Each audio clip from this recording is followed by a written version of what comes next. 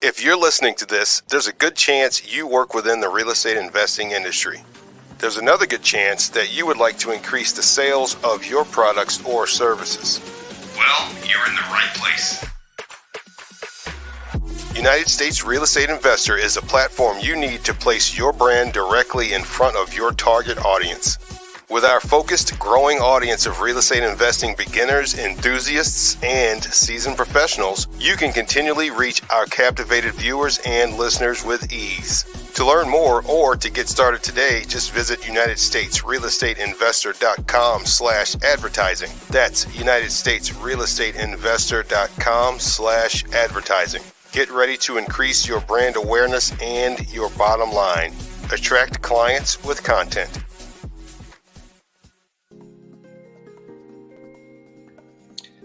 Welcome to This Month in Real Estate Investing.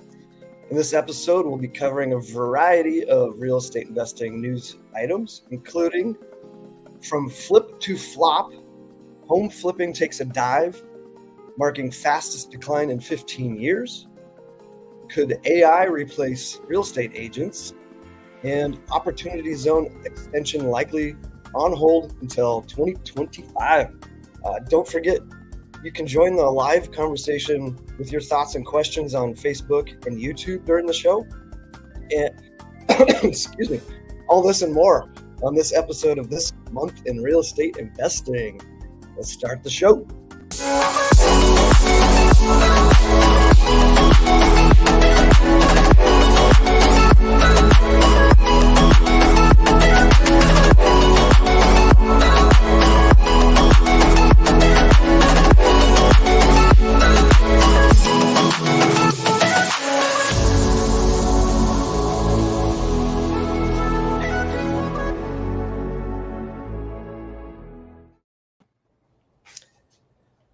I'm your host, James Brown, and I show people how to make safe, secure returns using our unique, time-tested hybrid investing model.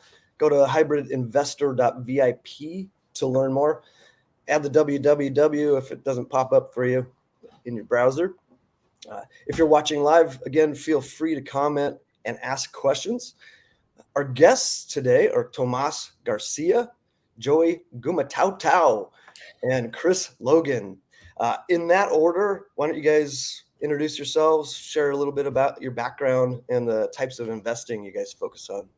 Absolutely. So hi, everyone. My name is Tomas Garcia. I'm co-founder and CEO of ARCS. ARCS is an automated underwriting platform built for builders and developers to help them with their site selection and due diligence.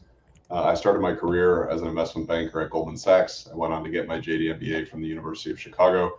And I got my start in the real estate industry flipping houses in Jersey City.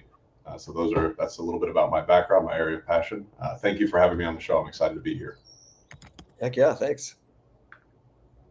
Joey. Awesome. Thanks, guys. Yeah, so my name is Joey Gumataotao, co-founder, president, and COO of Mogul.club. So we are a fractionalized real estate investing platform aiming to democratize access into lucrative residential real estate investments. A little bit of background about myself. So I started off my career at Goldman Sachs as well, actually, in the merchant bank, was doing private equity and real estate investing for 4 years, kind of up and down the capital stack, both equity and debt, across a really wide array of product types, but had a specialty in single family rentals. So aggregate strategies, built to rent, and then also multifamily as well. Cool. Hey, what's going on, guys? My name is Chris Logan. I've been wholesaling houses for the last 10 years. And what I do is I run an online community and coaching program called Virtual Wholesaling Made Simple. Having done over 600 deals in the past, I show people how to wholesale houses from home anywhere in the country. It doesn't matter if they have a full-time job, no team, no experience, and less than $1,000 a month for marketing. Fantastic. Thanks for being on here, guys. Let's dive into the news. From Benzinga, from flip to flop, home flipping takes a dive, marking fastest decline in 15 years. What about you? So I'd like, yeah, go for it. So I want to jump in here. This is my topic. So one of the things that I feel right now, because the reason that things have been kind of taking a dive is obviously interest rates have been going up. Houses have become more expensive for people to buy. The prices are outpacing wages, and so people are struggling to be able to afford homes, right? They're all waiting for those interest rates to drop back down. But one of the things that I'll share is that I feel that there's always opportunity in no matter what real estate market that you're in, right? So give you an example, we're constantly able to find discounted real estate opportunities that make great investments, whether we're in an up market, we're in a down market, it does not matter. And really, crisis creates opportunity. So I feel that like if you know where to look, you're going to find great investment deals when it comes to being an investor. But if you're just going about finding opportunity the traditional way, like going through a realtor and buying deals that everybody else can see and has access to, that's when you're going to get into a little bit of trouble, because you're going to be paying more for properties and you're going to struggle to get the margins you truly desire. So I feel the best way to get to increase your margins as an investor is to battle the market that we're in is going direct to seller. It's what I show my clients how to do, to pick up the phone, call sellers that are facing situations where they need to sell. They don't care about the interest rate. They don't care about how much houses have gone up to. They just need to sell. They need the cash to get out of whatever situation they're in. And if you know how to do that, and you really understand how to do that, you can find great deals and help a lot of people no matter what type of market that you're in. Yeah, I mean, I think Chris is exactly right here. In all of my conversations that I'm having with folks, whether they're builders or flippers or institutional investors, there's been essentially as supply of on-market housing has dwindled, the focus has grown more and more on how can you identify the best off-market opportunities before your competitors do. So I think that Chris is exactly right. This is where really it's on us as investors to get creative and try to think of how we can identify or how we can build our funnel in a way that that is different from maybe how we've historically operated, where we've been looking for deals on the market. In the acquisition space, the majority of the profit, right? The majority of the profit on any good deal is made on the acquisition. So the better that you can get at building your off-market funnel, the better you can get at mitigating your risk and continue to be profitable in a tough market environment. The other thing that I would say, just quickly to touch on data points, I think one of we can't overlook the importance of the spike in material costs as affecting the bottom line for ROI on these flip products, right? So we had supply chain disturbances over the last couple of years. I believe material costs are up 40%, really over the last, from 2020 to 2022. And I think that like a really good data point actually is that we're seeing those material costs stabilize. So historically, those costs have grown at around 3% year over year. We've seen those at flat, really flat to slightly downward over the last 2 years. And so everyone's kind of asking themselves, what's going to be happening to material costs over the next few years. And so that's something as a flipper I would really be keeping my eye on because that's ultimately also going to affect your bottom line profitability on your deals. Absolutely. Yeah. I mean, I couldn't agree more with both Chris and Tomas's analyses. I think real estate generally, especially on the investing side, right, is always split into operations and kind of capital markets, right, back end sales, acquisition, as Tomas pointed out. And so when you're relying on the opportunity to achieve a solid cost basis and rely on a good sale at exit, especially when it comes to home flipping, most of that reliance comes from capital markets, right, from demand and sales. And so as Chris, pointed out, right, with higher interest rates today, there's going to be a lot of challenges, or have been a lot of challenges in the near term past with liquidity, with exits on the back end. We're seeing a lot of, cutting in prices more recently. And as Tomas pointed out, obviously material on the builder side from a GDP perspective definitely comes into play, as well as labor costs have been high as well. So that's what I would add. Quick thing to add, guys, would you guys also agree, the big thing about this article, right, it's talking about a reduction in prices since 2022, right? We all know it was happening in 2021, 2022. Mm-hmm. Properties were selling for bananas prices, right? They're saying like $50,000, $100,000 over asking at some points. So it's like, yes, prices coming down a little bit as compared to 2022, but really at the same time, is it really because of the appreciation and the demand was forcing that up so much? So, I mean, I mean, I think that's a great point. I think that the prices have softened since 2022, obviously. And I think that a lot of that is the market is settling out and waiting to see how everyone has a view on what's going to be happening with interest rates over the next year. Yeah. Me personally, I don't see a lot of downward movement or need to for interest rates to move down over the next year. And so I think that the market right now is just getting comfortable with these higher rates here to stay. And if so, fundamentally one of the sort of the biggest drivers in the real estate market right now is this massive undersupply of housing, right? So we can talk about the supply gap for an entire other show and walk through all the data there. But I think that fundamentally is going to anchor pricing real estate values, residential real estate in particular, at a high floor, right? Commercial is an entirely other space. One of the other things we want to look at on the flipping side is also there's I was reading a recent John Burns research and consulting report that was talking about the supply of homes that make for prime remodel candidates. Now that supply on an annual basis is typically something around like 20 million homes a year. And they define that as homes between 20 and 39 years of age. Well, guess what? We're sitting here, we're in 2024. So if we think back what was happening 20 years ago, right, we had the housing boom and the lead up to the great crash. So there's actually this forecast that there's going to be actually some very good movement in the supply of homes that would make for good flip candidates. So instead of sort of that 20 million homes a year average, it's expected to rise year over year by about 2 million over the next few years.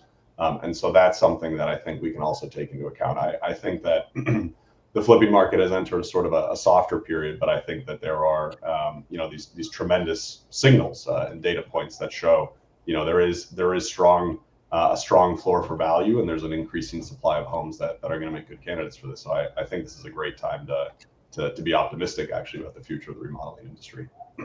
Definitely. Yep. Great feedback, guys. I don't flip myself, actually actively avoid it. So I'm glad you guys are on here. Cool. Let's jump into the next article from Benzinga again. Investors paid $65,000 for a deserted Florida island. Now it's a paradise worth $14 million.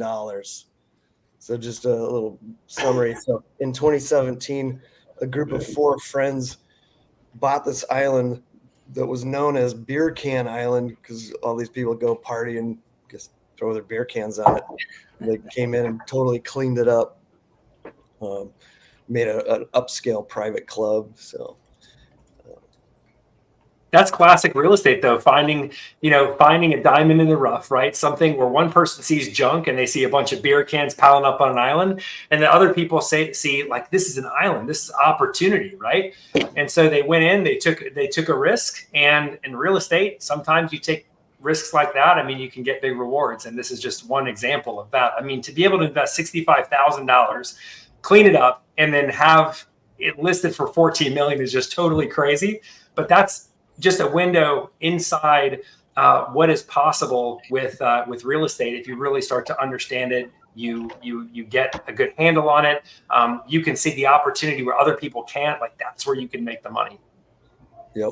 Yeah. Well said, Chris. I think too, like, a lot of that value is probably derived from the infrastructure that went into it, right? I mean, as Tomas is probably an expert on too, the zoning, the permitting, running a business. It sounds like if there's a club on it, alcohol licensing. I mean, all of that went towards building this now like fully functioning social scene. And I imagine that's where a lot of the back end value comes from. And it looks like they're also trying to unlock some of that value via liquidity, right? With like a token offering, which is pretty wild.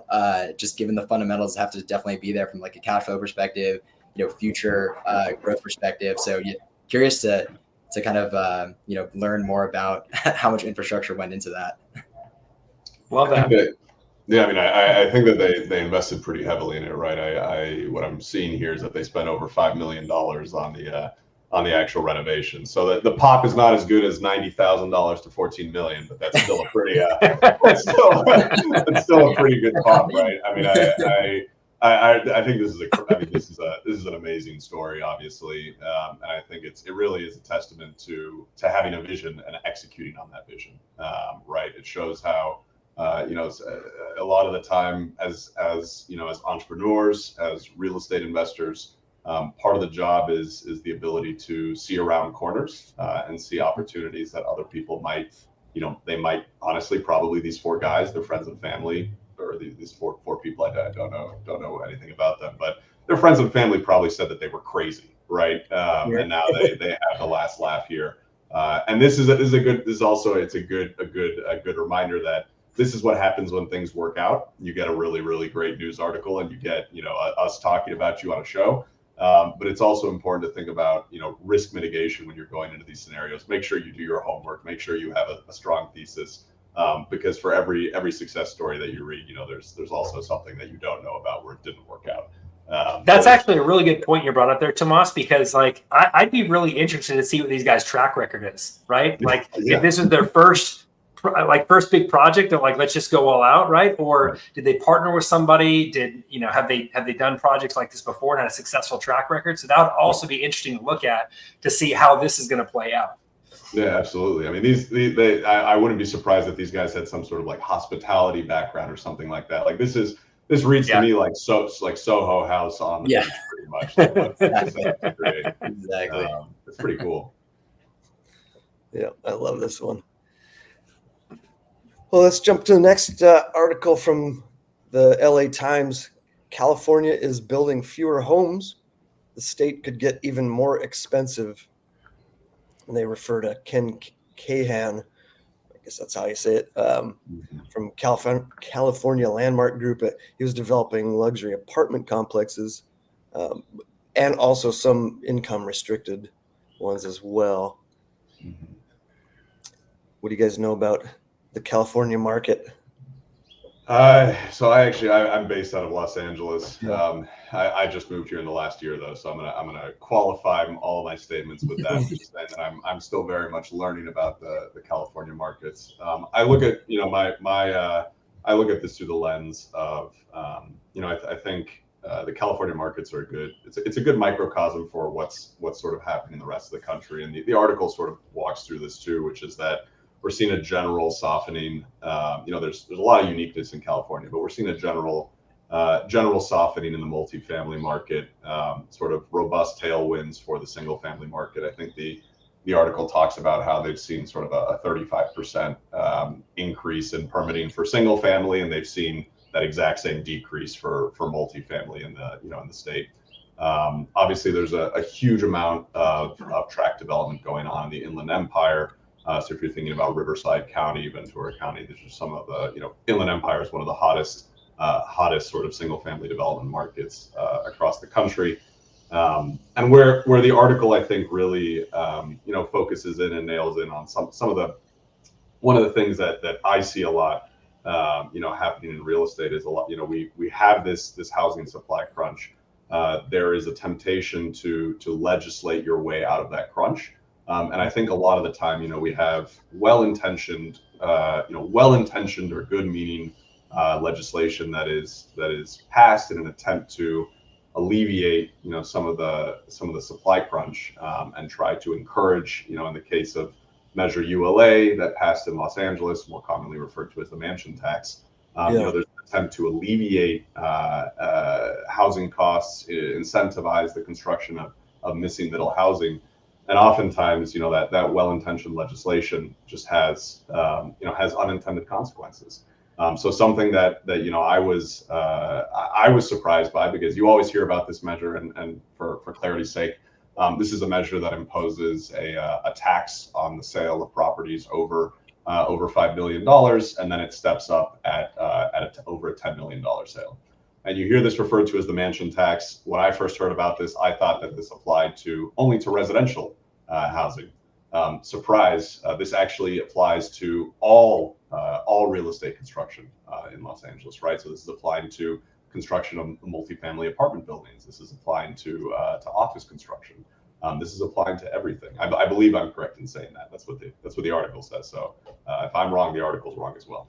But that's really just a mind-blowing intervention in the real estate market, where now you're essentially saying, if you want to build an apartment complex, right?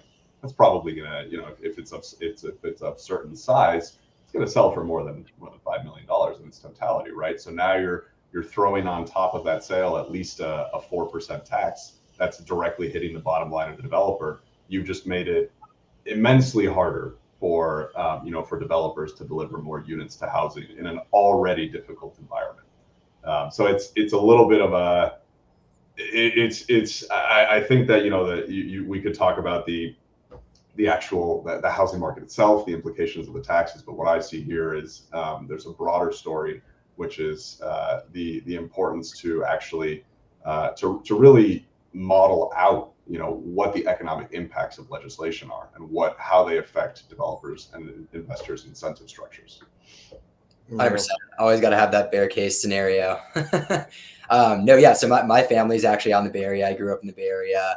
I think a lot of what's happening now with, as Tomas pointed out, with supply shortages, I feel like, with suburbanization, ruralization, people are always, especially more lately coming out of the pandemic and kind of the years following, there was a lot of shift towards moving out of those core kind of infill areas, right, into more suburban, rural areas in like the East Bay, for example, in the Bay Area, or, as Tomas pointed out, Riverside, San Bernardino, Inland Empire from like LA, right? A lot of people are actually commuting into the city from a lot of these kind of suburbanization, ruralization areas.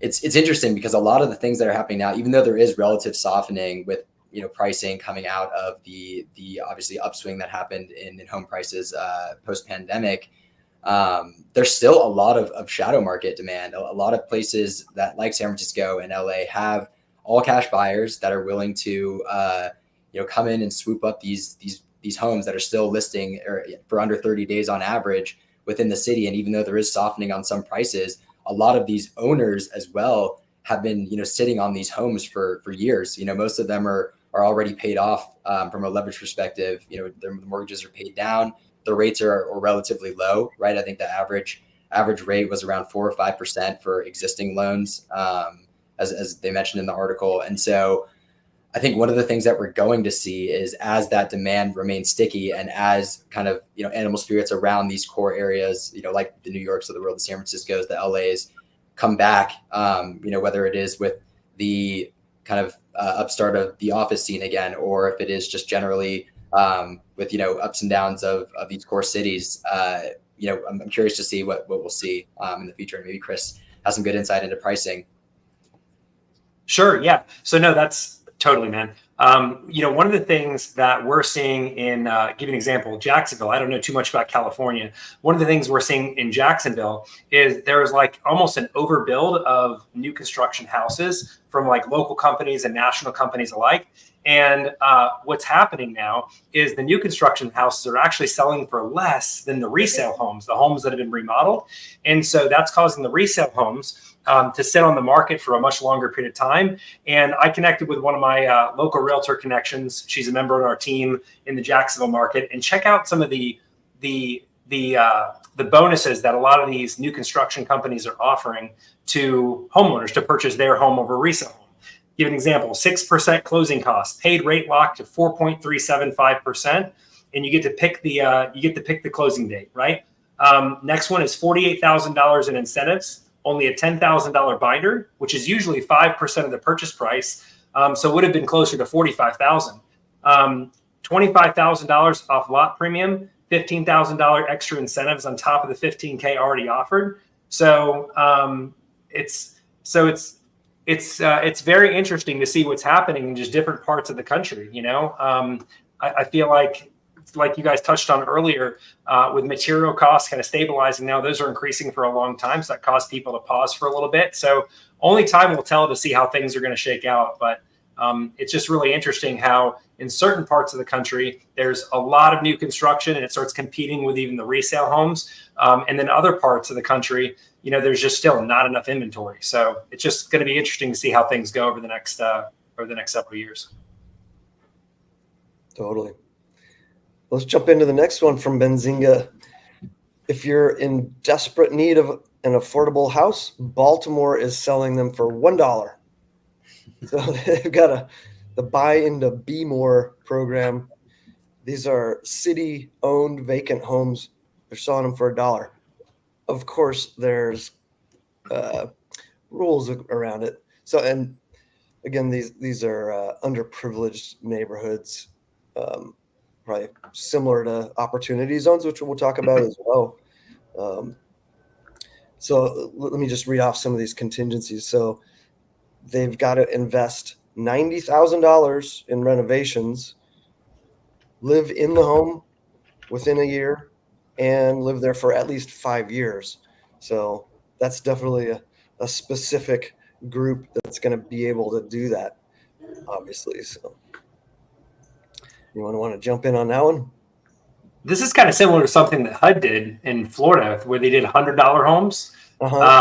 And so they're very similar to that. But again, there was restrictions on there. You'd have to be a nonprofit to be able to buy the property. And there was a lot of other restrictions on there. I don't remember all the others, but I do know that you had to be a nonprofit. They were not open to investors. But, anytime you have a program like this, there is going to be people that are going to be out there. They're going to be like, man, if I could get a house for $1, if I get a house for $100, maybe they create different entities and they figure it out, and they try to work the system a little bit. But I think this could be a great opportunity to revitalize those areas that are a bit rough and to get more improvement going in there, getting those houses that have been sitting vacant, maybe boards on the wall, boards on the windows, remodeled and looking better, just to make that whole area better. So I think programs like this are really great when the local government's willing to do it. So, only time will tell how this is going to go. Yeah, I mean, I see that. I read this article and I think it's an exciting idea. It's kind of one of those that we're going to have to see how it plays out. I don't think that it's, it just based on the restrictions, it's not really relevant from it's not really relevant from like a flipper or investor perspective, because obviously there are restrictions on this that bar you. What I would be curious to see is, and actually, Chris, I don't know, maybe you have some knowledge. This is the first time hearing about that HUD program in Florida. How long has that been in? Has that been around, and has that been viewed as a success? So, to your knowledge, I don't know if you know about that. Yeah, no, I don't know too much about it. I just know that it's been around for a long time, and I remember because when I first got into real estate 10 years ago, HUD homes were a thing, right? Like a lot of investors were flipping HUD homes, and that was just one of the types of sales that they had, and investors were not allowed to bid on them. You had to have a nonprofit, and you had to prove that you had a nonprofit and all that. And so there's a lot of hoops, but that kind of a thing, it creates opportunity for people where maybe they couldn't buy the house outside of that, or if a nonprofit buys, it allows them to create opportunity for others. But the whole area benefits as a whole, because when they renovate that property and make it into from an old rundown property, maybe has squatters in it, now it's a beautiful property, and they can just start doing that in multiple houses in the neighborhood. Values come up, the quality of the quality of the demographic there goes up, and it just improves the whole community. So.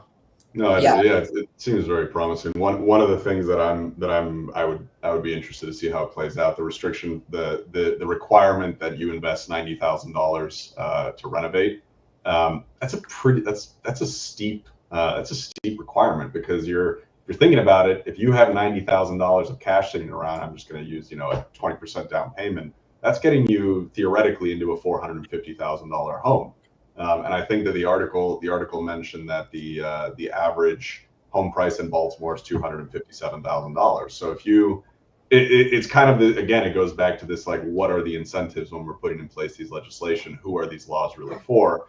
Because I'm curious to see how that $90,000 restriction actually impacts the success of this plan. Maybe there are some financing alternatives, right? Like maybe there's a financing program that we're unaware of that's not discussed in the article, and that would tip it over the edge to say, well, wait a second, if I can finance the majority of that $90,000, now we're talking, versus if I have to have $90,000 in cash. well, that's a different type of program.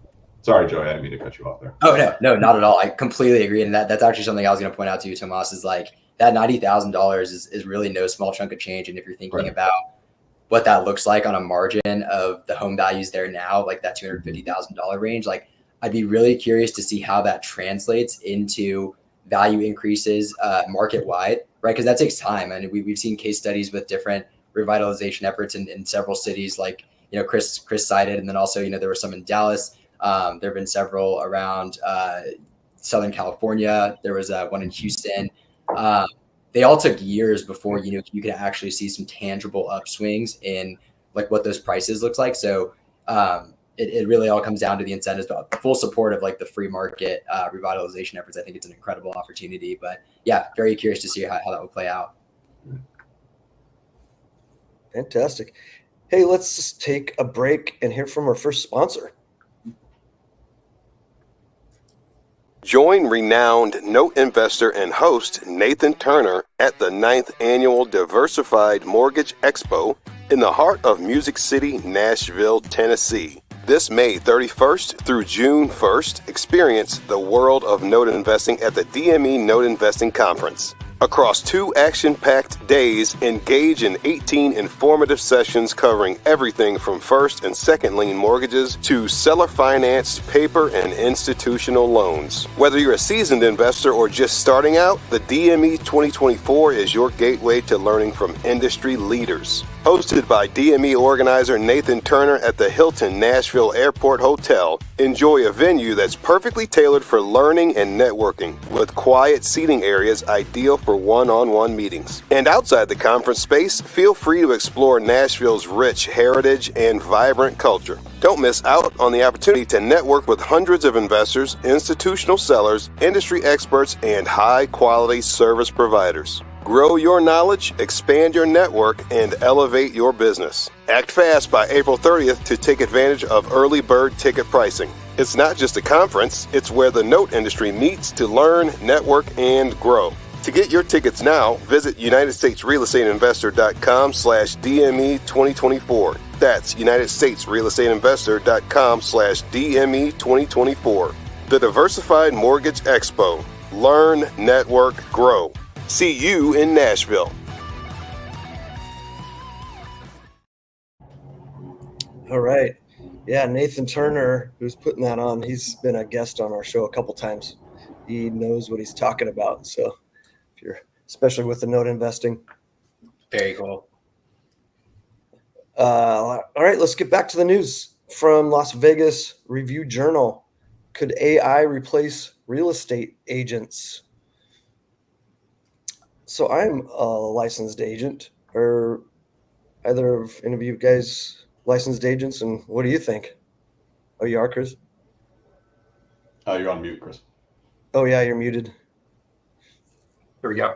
I feel that AI is going to be more so a tool that is going to help realtors become more efficient and be able to serve their clients better. I feel the agents that are in fear of AI replacing them as a direct contact with sellers and buyers, and it's going to take them out of the picture is just, that's totally crazy. That would never happen.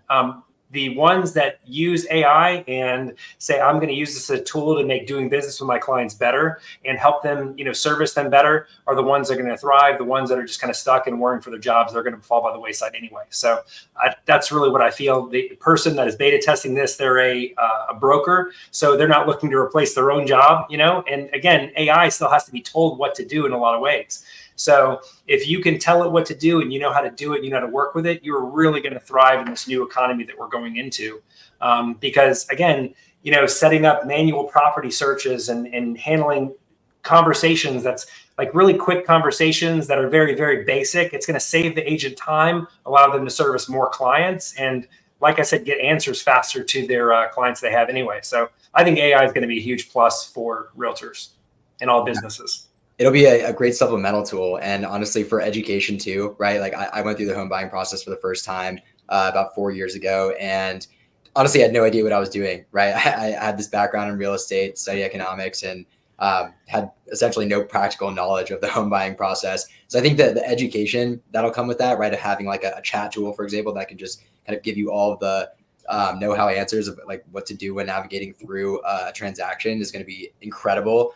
However, as Chris said, and definitely would echo, I think no two transactions are the same, right? And AI is all about pattern recognition. So, training something to automate the buying process. I mean, I don't think it'll ever truly be done to a point where it can be fully automated. There's always going to have to be someone navigating kind of the twists and turns of every real estate transaction. And I think Chris was spot on with his analysis. Yeah, thanks, Joey.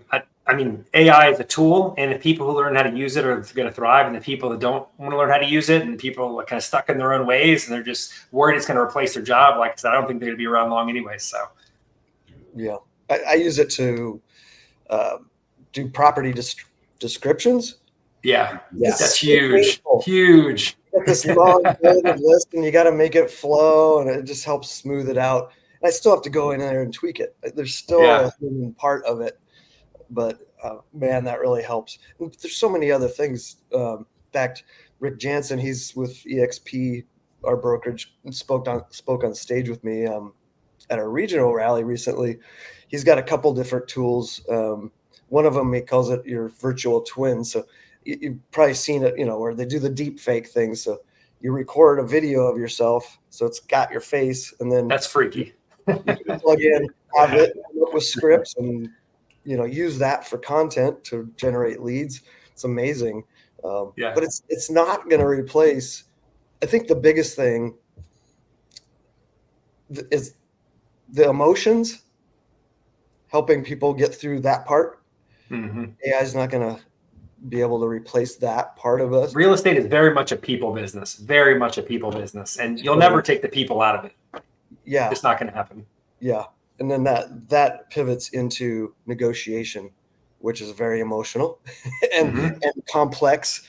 I just don't see how AI, even with 2 AI bots battling it out in negotiation, how it ever end up, working out, both sides or one side. I don't know. Yeah. I mean, we work obviously in automation for site selection and due diligence. So we work less so with agents, much more so with the home building community. And I think regardless of what industry you're in, whether you're a lawyer, you're an investment banker. I mean, there's been news articles, right, about how they're going to replace analysts at investment banks, right? And I think that what it comes back to time and time again, and I think Chris hit on this spot on, that it's with regards to this title, it's not that AI is going to replace real estate agents. It's that real estate agents with AI are going to replace real estate agents. That is kind of the standard across whatever industry you're with. If you're a lawyer and you're leveraging AI, you are simply going to be more efficient than a lawyer who is not leveraging AI. Same thing for a real estate agent. Same thing for an acquisitions team member. It's just too much of a competitive advantage. You always need to step in for those final tweaks, like what you were describing, but it can get you 80 to 90% of the way there, and it can get you there in a fraction of the time that it would otherwise take you if you were just going through your manual process. And it's that 80 to 90% time savings that's just massive when it compounds deal over deal over deal. So I think that's really the takeaway, which is that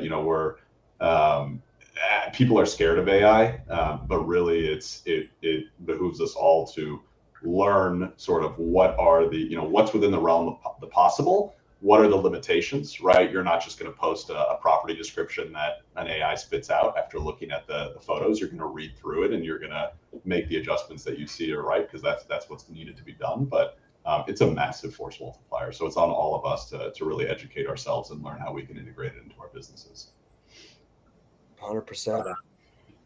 Yeah, somebody that spoke on stage at our regional rally was talking about the days of the Vanna White realtor, she's all dressed up and, oh, here's the kitchen, like if that's all they've got to offer, that's going away. People can see photos and videos and go, we'll figure out how to get people into homes where they don't have to open the door. that's still going to be a thing. But anyway, it's people that bring that true value that can help negotiate, deal with contracts and all the nitty gritty stuff. They're the ones that are going to survive, really. And AI is just going to help 100%. most people really dominate. Definitely. Yeah, I totally agree with that. Totally agree. Yeah. Bye-bye, in a white. Is she even alive still? I don't know. Sorry, Vanna. Why don't you come on in a little square? Hey, guys. Yeah, she's watching now. Vanna's watching you. All right, let's go to our next one. From Wealth Management, Opportunity Zone extension likely on hold until 2025. Does anybody want to define what an opportunity zone is and dive into if you guys know anything about them or have used them? I know I'm intro light, so I'm gonna defer if there's an expert here. Yeah, I would say I know what it is, but it's not my wheelhouse. Exactly. I just know it's an area where taxes you get tax breaks for investing in areas like that, and it's usually like lower income areas, I believe. Yep. That's all I know. So they're trying to revitalize an area, so they give those tax breaks. It's deferment on capital gains tax, depending on how long you're holding the actual property. The zones themselves were designated by Congress in 2017, if that's right. Yeah, and the article at Hold is talking about how, or at Bear is talking about how those tax benefits, I believe, are currently set to expire, and there's legislation to increase the duration of that hold period to allow people to continue to benefit from these zones. Of course, we find ourselves in an election year, and despite the bill having broad bipartisan support, it's probably not something we're going to see happening this year, just due to it being an election year. I think there's a broader story here in terms of the opportunity zones themselves. I think it goes back to sort of, from our areas of expertise, maybe the discussion point is when we're talking about interest rates, when we're talking about policy and legislative changes and how that might impact investor activity. The election years like this are years of uncertainty. So we see a lot of corporations taking a step back. We see a lot of pause on activity as people wait to see what things are going to look like once the dust settles. And so it's a good time for everyone to be sort of digging in on their research and getting prepared for market movement, once that dust settles. So we have the definition here. Opportunity zones are economically disadvantaged census tracts across the U.S. in which investors can gain tax benefits by investing in eligible properties and businesses. Right now, there are 8,700 qualified opportunity zones across the country. So quite a few. Mm-hmm. All across the country. I know I've looked at different ones here in the Denver area, and where I used to live was part of that for good reason. It was, and there's a reason I moved out of that area. It was not changing fast enough. All right, let's go to the next. Oh, go ahead. No, go ahead, James. I was just going to say that ties into what we were talking about in Baltimore, for example, right? A lot of these economic incentives to revitalize, opportunity zones is just another form of that. Didn't have a chance to work on one directly, but I know we did. We underwrote a couple opportunities while we were at Goldman, and from what I could understand, it was usually on like a 5-year minimum term, I think, was like the eligibility requirement. And one of the criticisms that was often brought up is that the access into these opportunity zone funds was very much kind of reserved for the ultra wealthy, right? The top 1% of the 1% of institutions, high net worth individuals. And so there's a lot of ancillary benefits that come along with those revitalization efforts, right? And as you were saying, James, they're not immediately apparent, which is part of the issue, because a lot of those tax benefits are immediately apparent for those investing. And so there's just a really interesting trade-off with kind of how those work. I'm not an expert on the mechanics by any means. But yeah, if anyone has any other thoughts on that.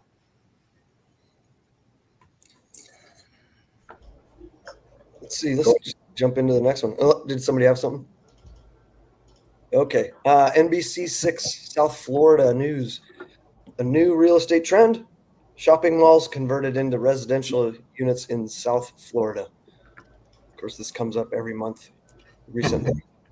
So, I think this is a really good thing. It's going to be sad to see shopping malls go away. I mean, when I was a kid going to the mall, and that was just a thing you did, right? And eventually, I feel shopping malls are all going to go away, but I feel turning them into like mixed use is a really good thing, where you have like, condos there, you have restaurants, you have a space that you can go and hang out. We're seeing a lot of these transitions here in Tampa, where I live, right? There's a Westfield Mall in Tampa that they're basically tearing it down and they're turning it into like this mixed use area. And it's just going to be a nice place to go to, where you're going to have restaurants there, you're going to have people who can live there. And I feel like it's going to offer a different type of living for people, and different types of entertainment, and I think it's just really going to revitalize areas, and going to be much better than having a mall that's like half empty, or they put all these random stores into that people are like, why is that even in there? And instead, it's going to have a place where you can bring people together and just have a different experience. So I think it's a really positive thing than having a big empty building just sitting there, because there's not much you can do with that, Yep. Definitely. Yeah. Tomas touched on it earlier. It's like most of these malls are in prime, like infill locations. So taking advantage of that locational benefit and, converting them into housing, right? Because housing is never going away. E-commerce is taking over, right? In-person retail shopping is very much dying, in my opinion. Certain aspects of it, at least. And housing is never going away. So. Totally agree with that. 100%. Yeah. And I think that this is a trend that it's not just, the article discusses, like a large scale development, right? Like 5,000 units or something, a massive project. But I think more and more what we're seeing is, from a construction side, where a lot of builders are looking for good infill opportunities, right? Where it's not necessarily a massive project. It's, where is there, struggling retail or struggling commercial assets that, we could reposition into, call it 30 to 150 homes, right? That's becoming more and more popular as time goes on. I was just at the ULI meeting a couple of weeks ago, and that was one of the main topics of discussion there, which is that folks really see there's a lack of good development opportunities. Folks are looking for land that is well positioned, and so I think we're going to see a boom in this area of infill, infill conversions from commercial assets into residential, either single family homes or townhomes. Over the next 6-10 years, this is where the market is heading. Yeah. Yep. The article mentioned a 37% shortfall in Miami's housing inventory. Yeah, that's significant. Yeah, I mean, and that's, sorry, I didn't mean to interrupt. Yeah, I was just gonna say, if as investors, if we can come up with solutions. Right. No, I mean, and that's Miami in particular, that you see this in a lot of coastal cities as well. There's just a lack of buildable land, right? Miami is landlocked. It's got the Everglades, it's got the ocean. There are only so many places that you can build houses. And when you have a top tier city like that, where folks want to live there, they want to move there. To Joey's point, housing's always going to be in demand to some respect or another. So it becomes a question of, well, where can we actually build? And I think it's very, very sexy. You see this in the media a lot, where people are talking about how do we convert office buildings into multifamily residential floor plates. I mean, I think that's a great conversation to have. I think that is it's very sexy. I think there is a good business there, but I think that the impact of those conversions is substantially smaller. We were talking a little bit about this earlier. It's substantially smaller than you could actually the impact that could be created through these types of infill opportunities. And so this is really an area that I think you're going to see the market continue to focus on, where commercial assets are repositioned in their entirety into these mixed-use developments or fully residential communities. Yeah. Any other comments? Okay, from the New York Times, a huge number of homeowners have mortgage rates too good to give up, as we're all well aware. Oh boy. They're calling it the locked-in effect. I think people who need to sell are going to sell regardless, right? Life happens. People get relocated for jobs. People need money. Life events happen. I feel like the people that need to sell are going to sell. The people that want to upgrade and want to buy a new home, if the rates price them out of where they want to be, they're going to hold on to their homes for a little bit longer. But at least for what I do with the off-market investment side, the distressed real estate side, interest rates are not really going to impact people too much if you're focusing on the right demographic. So right now, for example, we're seeing is there's 10,000 baby boomers every single day that are retiring, right? Every single day. And a lot of them are selling to downsize, or they're selling to move in with their kids or other members of their family. And that group of people, they could care less about the interest rate. They care less about appreciation and all that. All they want to do is get, downsize at something a little bit easier and save a bit of money. So that group of people, also landlords, people that have owned properties for 15, 20 years, maybe they have an amazing rate, right? They could care less about the rate. So what we're doing right now is we're doing a lot of our marketing towards them, and then senior owners too, because again, they're just people that are primed to sell right now.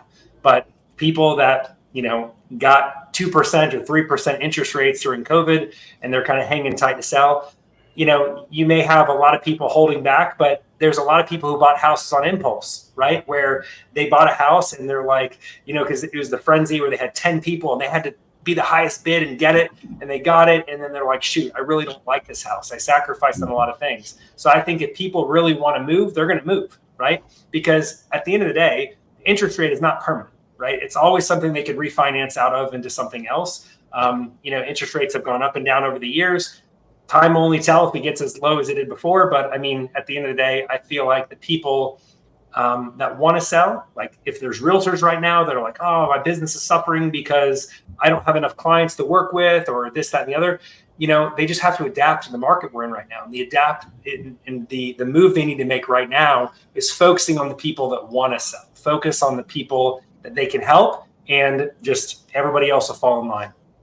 That is so spot on. I think people always forget that the current interest rates are temporary, right? And you can refinance at some point. Ideally, you want to amortize that upfront cost of, taking out that leverage and the origination fees, et cetera, closing costs over a longer period of time. But that's so true. It's all temporary. And if someone's sitting on a low rate right now, that means two things. That means they have likely substantial equity in their property, right? If it's a lower rate from a friendlier credit borrower environment in the past. And then two, obviously that cheap cost of capital on the mortgage side.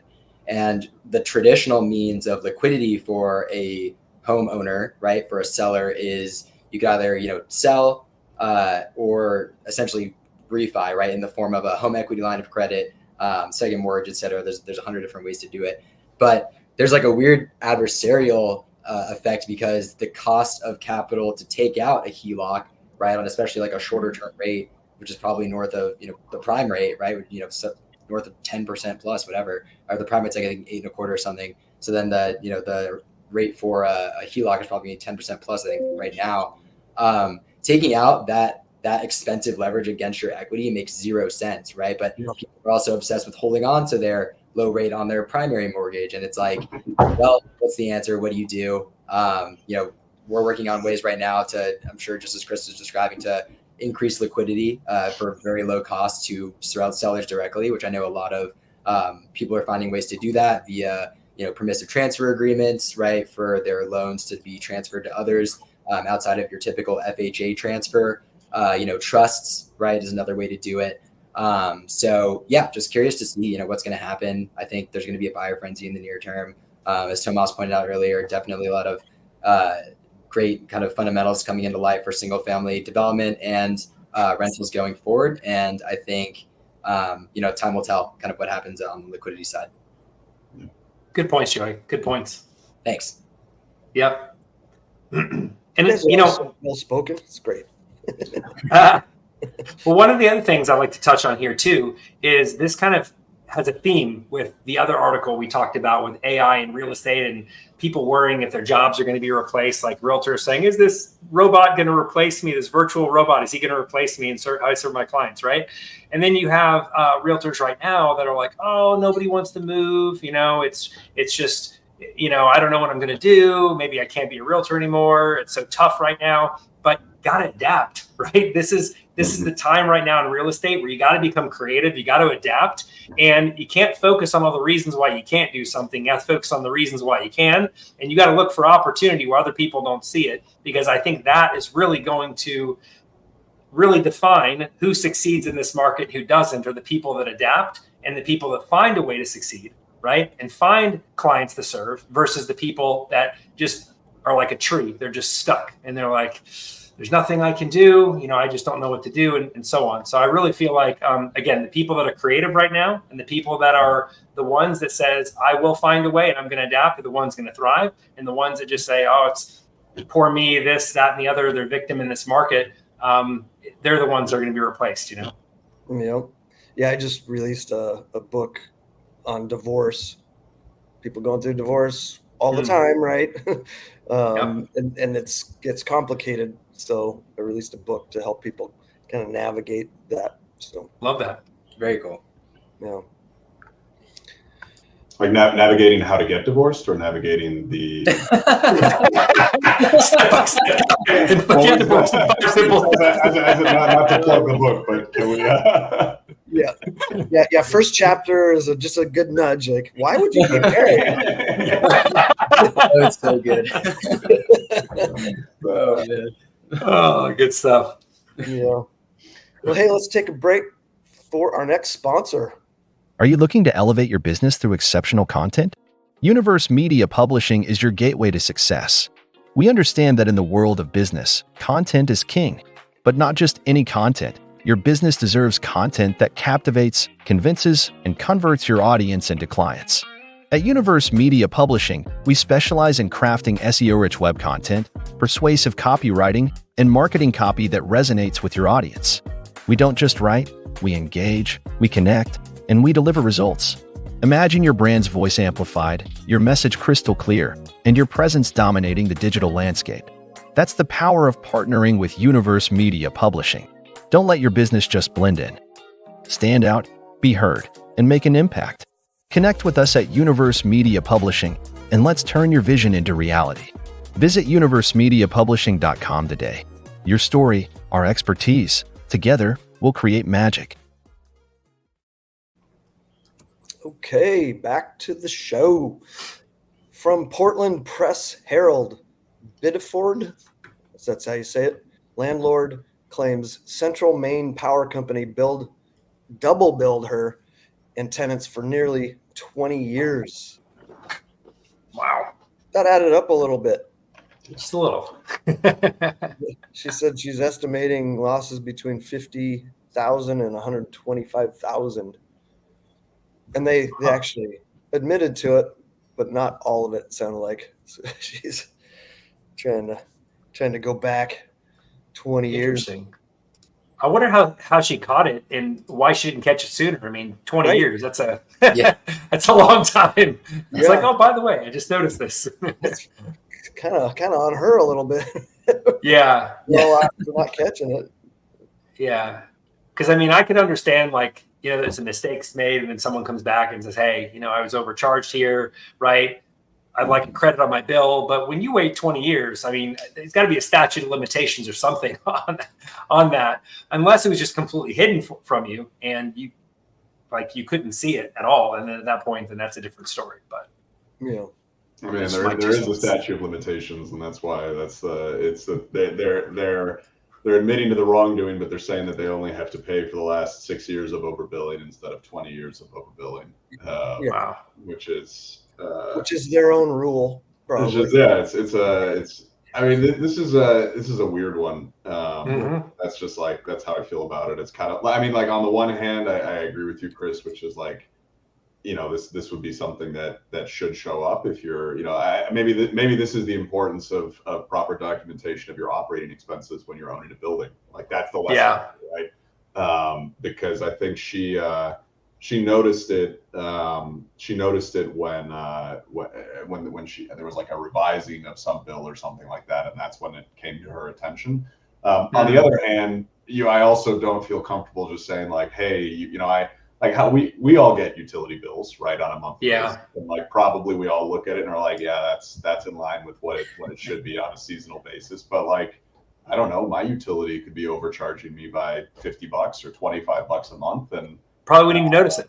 I wouldn't know if it was like $25 or $50 a month. And that, like, on the other hand, like that shouldn't be allowed, right? Like we should have protections as consumers against that. So this is it's a really weird story. It's a really interesting article. I'm curious where the courts are going to come out on the statute of limitations and whether or not it does actually apply in this case, because it's just it's a strange one where somebody has admitted wrongdoing and they're like, yep, we overcharged you for 20 years, but we only owe you for 6.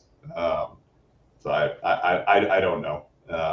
Sometimes you kind of want the courts to send a message, which is like, okay, in this case, we're going to charge you for the 20 years to make sure that you don't do this again to people in the future.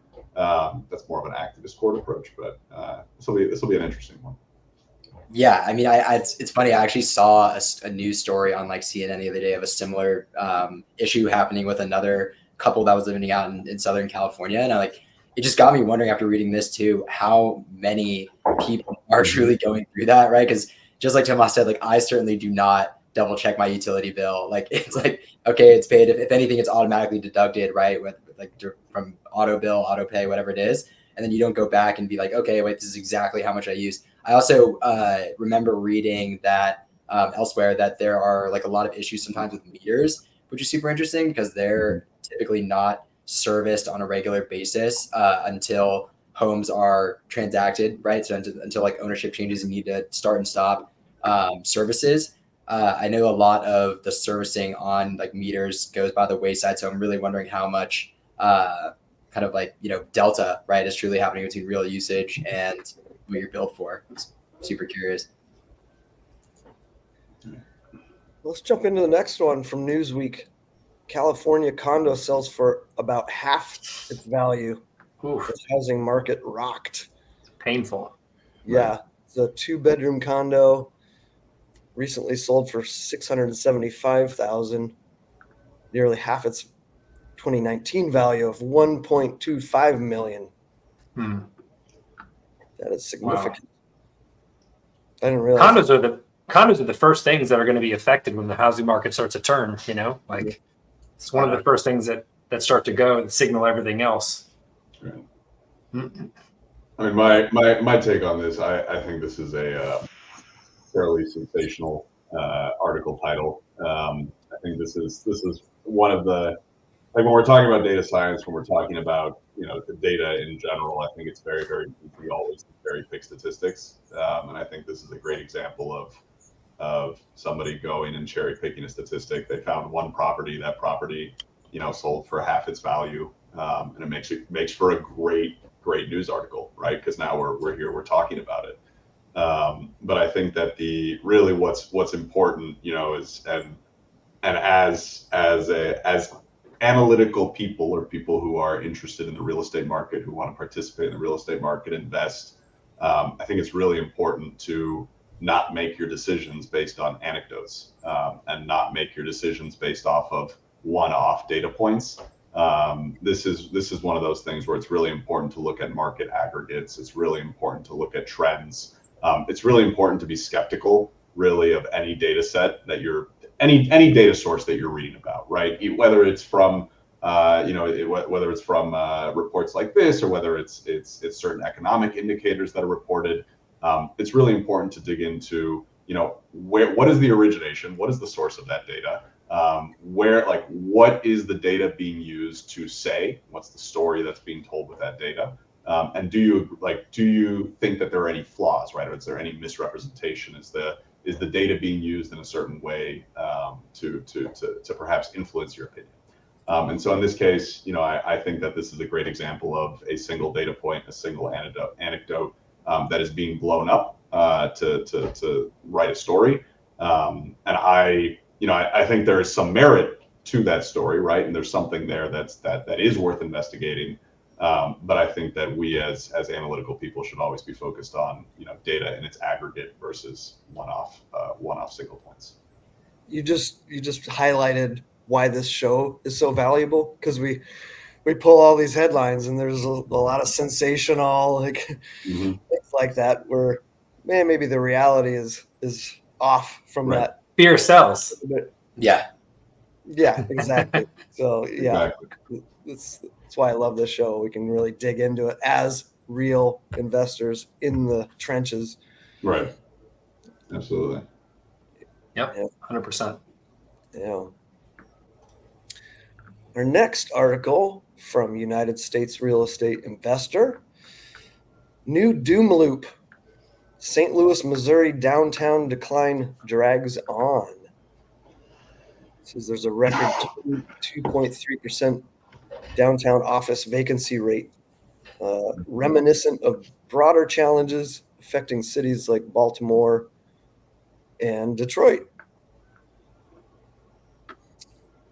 This goes back to adapting, right? A lot of these companies that were downtown, like they have vacant office buildings, a lot of people are working remote, right? Mm-hmm. And so what are they going to do with that office building? Like, how can that property owner, like, how can he adapt? Can he turn it into a co-working space, right? Can he turn it into, I don't know, could he turn it into apartments, or could it, like, people just have to adapt right now. This is one of those things where you can say, okay, this is frustrating, this is how it is, but what are we going to do about it? How can we take steps to recover and get out of this situation we're in? Because I feel like more and more companies are going to go virtual, right? Like, think about real estate. Real estate, it wasn't even really too popular about being virtual before COVID, right? Mm-hmm. Typically, from a real estate investor point of view, a real estate investor would always meet homeowners at properties, shake their hands, and sign a contract in person with the homeowner, right? And homeowners would be really hesitant to sign contracts over the phone or do business over the phone, right? But with COVID that happened, and then you had Open Door, OfferPad, all these tech real estate companies coming into the market, doing business virtually and making offers over the phone, it became more acceptable. And now, even in real estate, which is something that's taken a long time to transition to with technology, they're looking at more of okay, now you have virtual brokerages, right? So I feel this trend of people that are not going to be going into a physical office building is going to continue. Sure, there's some talks where it's are people as productive at home as they are in an office building and so on?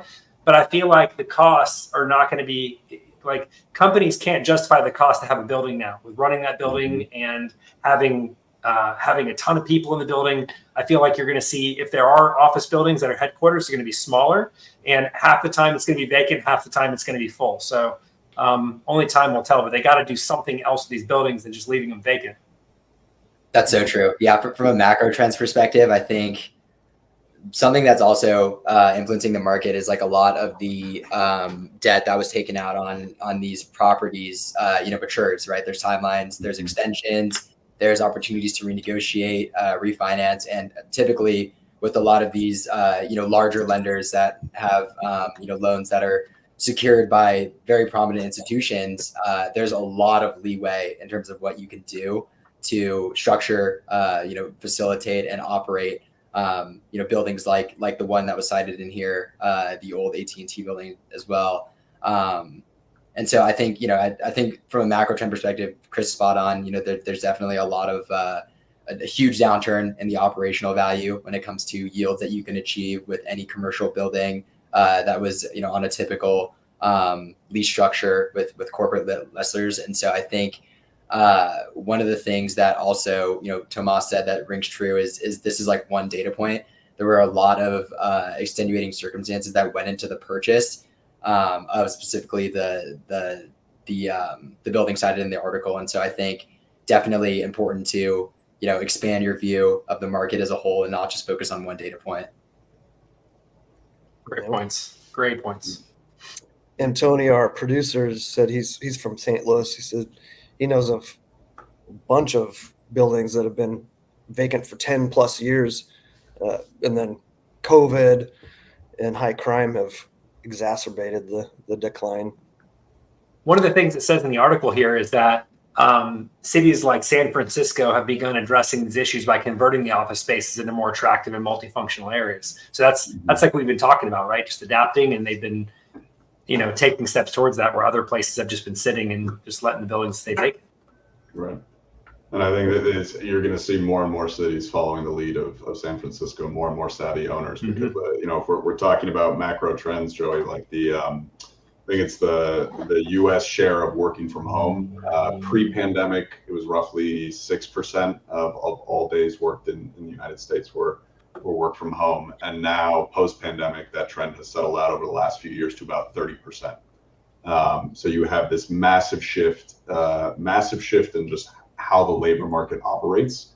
You have I actually, Joey, I'd be curious if your startup is remote or not. Arcs is fully remote, right? We don't see the need for office space. We do all of our meetings virtually. We do everything like this, and this is just it's almost necessary to have that remote option in order to attract top talent as a startup. It's just become sort of table stakes. So I think that it's an interesting, it's obviously a massive shift in how we work as a society. It has implications for both commercial assets, but also, flipping back to sort of the investing side and residential assets, you're seeing a lot of thought going into this fact that, well, wait a second, if I'm designing a new home, or if I'm remodeling a home, I need to make sure that, as I'm thinking about what type of product I'm going to deliver to market, 30% of Americans are now working from home.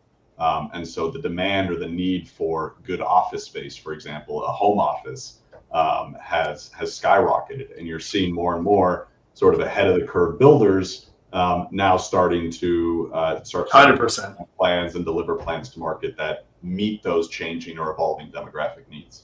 It's something that is certainly going to continue as we move forward here. Spot on. So spot on. Yeah, the overhead you can have from an office, you can be just reinvested back into the business and the growth, marketing, infrastructure, all that. Exactly. Yeah. Not having rent as a line item on my pro forma is spectacular. Like it's like when you're doing budgeting, like it's remarkable. But that's interesting, like you said, Tomas, about influencing building trends, right? Mm-hmm. Like you see a lot of different trends. Like every 10 years, you see different trends in building, and this is an interesting one, like the expanded home office, or more residential properties are having a home office where they haven't had that before, or maybe haven't had this in a long time. So it's just interesting how local trends in the economy impact even how we live. Yeah, absolutely. Definitely. All right, let's jump into our fun and final news item from Inc. Star psychologist Adam Grant suggests your overall happiness comes down to one life-changing word. And he's talking about generosity, basically. He also talks about getting a helper's high, which activates the brain's reward centers. I feel that's so true. Like the more that you give, the more you position yourself to receive. And giving without a mindset of, I want something in return, but just like authentic giving, like helping somebody, donating something, tithing to your church, like giving without the expectation of getting something back, just the feeling that you get from doing that, like even helping someone who can't help themselves. Like there's a saying that says, you've made a real, like, I think it was like, you haven't really lived until you've done something for someone else that they could never repay you for, right? Mm-hmm. So I had to think about that for a second. But the point is it's about making a positive impact in the world and looking out for more than just yourself. I feel like we're in a very distracted economy right now, where people are too busy to do everything. But really, when you take time to slow down and you focus on what you can do for others, or tithing, or giving to some cause, giving to a cause you're passionate about, it really does make you feel better. And as a result, I feel that you're going to be blessed, accordingly. So That is so well said. Yeah, I think we're at a time right now where the wealth gap has never been higher, right? It's never been as much of a delta. I think, real estate especially is just such a great way to democratize access, right? Increase opportunity for investors, whether you're automating the underwriting process, increasing zoning transparency, whether you're offering wholesale services directly to buyers, sellers, whether you're democratizing real estate investing in single family rentals, whether you're providing educational services through podcasting, through media. I think it's super important to be able to contribute. And, we're all here, everyone on the show and most people listening, I assume, are, striving to create value, right? They're creating value for themselves.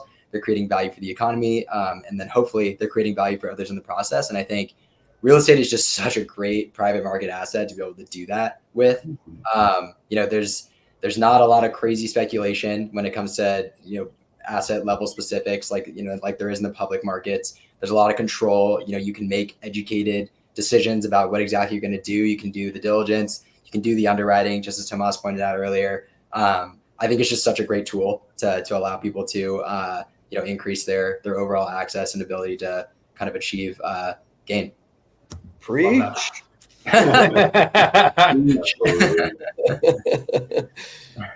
Awesome. Absolutely. Have you guys read The Go-Giver? Yeah, got it right. That is unbelievable. That is unbelievable. You guys prep this or? Yeah. He's like, that book right there.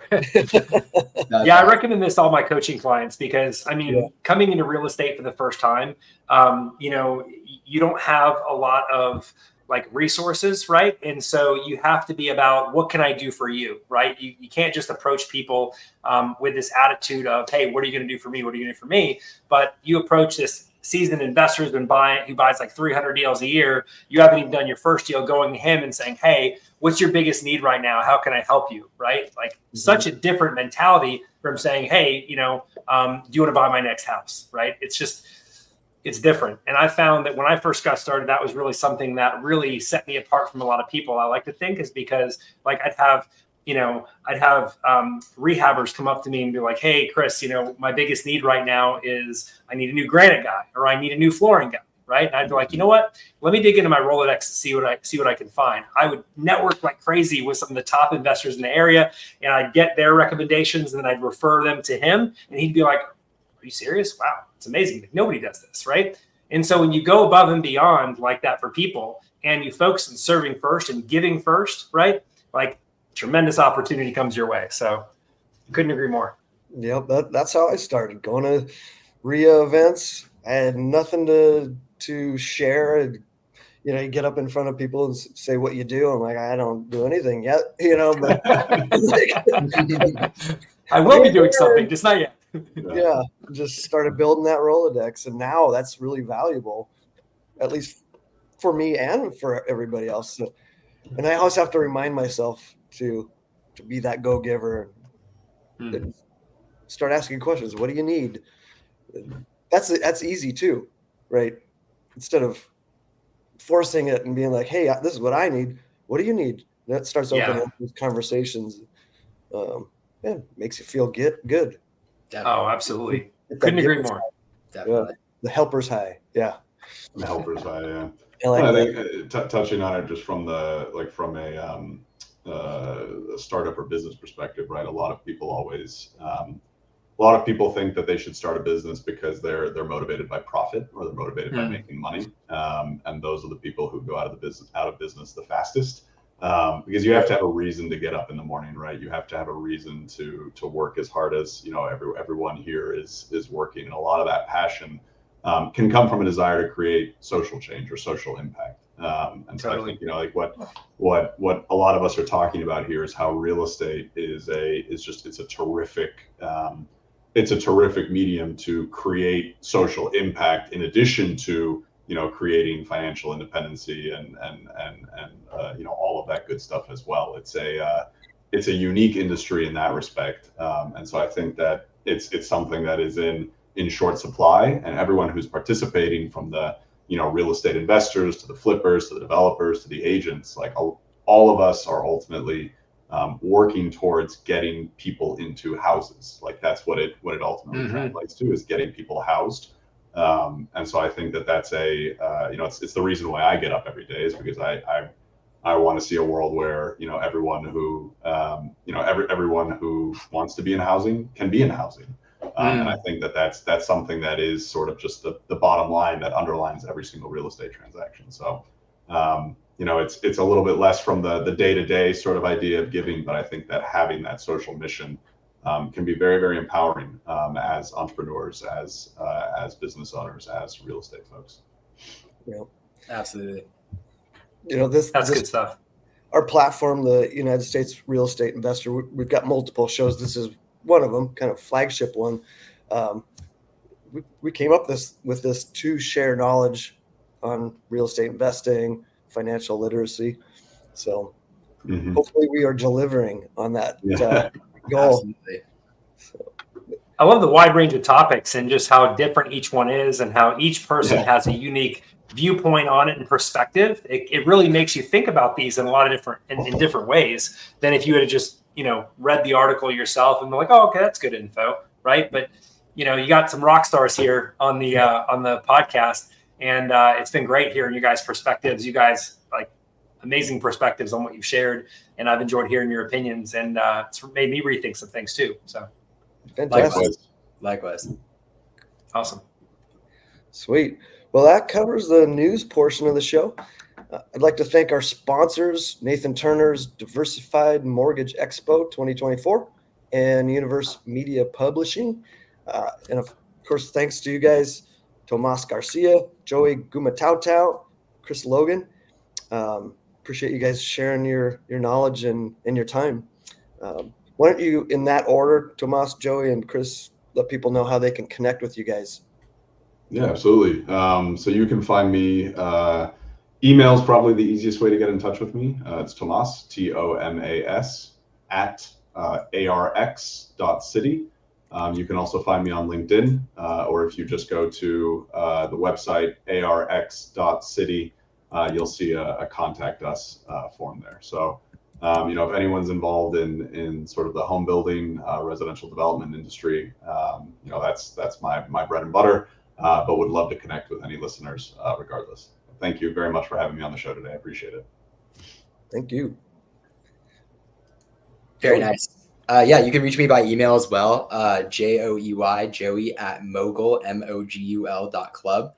You can also check out the website at www.mogul.club. Feel free to reach out to me over LinkedIn. Likewise, as Tomas said, I'm sure Chris will say, would love to connect with anyone, talk about opportunity, increase educational opportunities, and really appreciate everyone being on the show and having me on the show as well. Fantastic. Awesome. No, James, thanks for having me on. I appreciate it. If anyone would like to get a hold of me, you can follow me on socials at Chris Logan, REI, CHRISLOGAN, REI, for real estate investor. And if you'd like to learn more about, coaching one-on-one with virtual wholesaling and how to wholesale houses from home anywhere in the country, make your first 20K in 90 days, you can go to virtualwholesalingmadesimple.com, apply for coaching, fill out the form. And if I like what you have to say, I'll consider bringing you on as a client. Fantastic. Thanks, guys. I'm your host, James Brown, and I show people how to make safe, secure returns through our unique, time-tested hybrid investing model. What that is rent-to-own investing. So we're helping people become homeowners. It warms my heart. Go to hybridinvestor.vip to learn more and add the www if it doesn't pop up for you. Also, huge thanks to our producer, Antonio Holman, with United States Real Estate Investor. Follow and subscribe to This Month in Real Estate Investing on YouTube at youtube.com/@United States REI, or your favorite podcast app. It goes out to all of those. If you run across any interesting news, events, or a good guest, please suggest those by emailing Antonio at UnitedStatesRealEstateInvestor.com. And remember, when one door closes, another door opens to financial freedom. Thanks, guys.